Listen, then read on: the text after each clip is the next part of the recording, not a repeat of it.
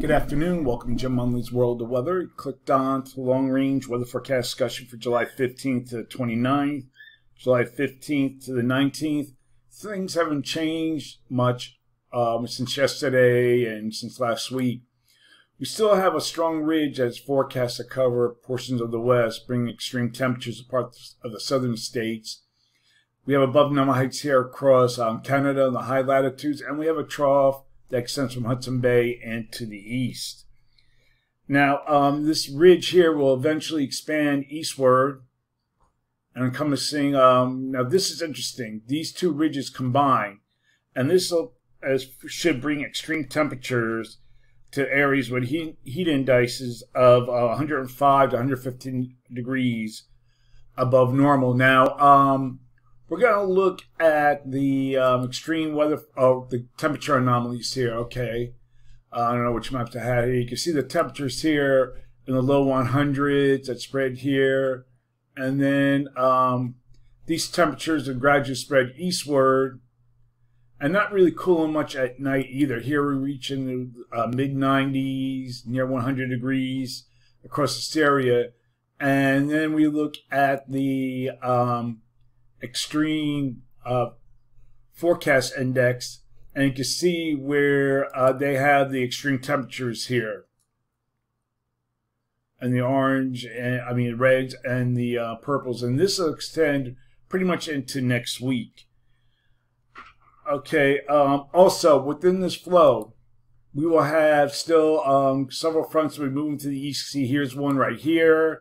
This will bring some rain and possibly heavier rain to areas that will need more rain in parts of the mid-Atlantic and the Northeast due to flooding and saturated soils.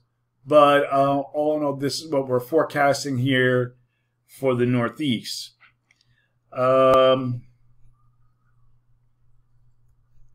We have a possibility of a system forming near the coast, and you can see this is the European. It kind of brings it right over the area where the GFS further to the south, but there's a possibility of heavy rain across this region.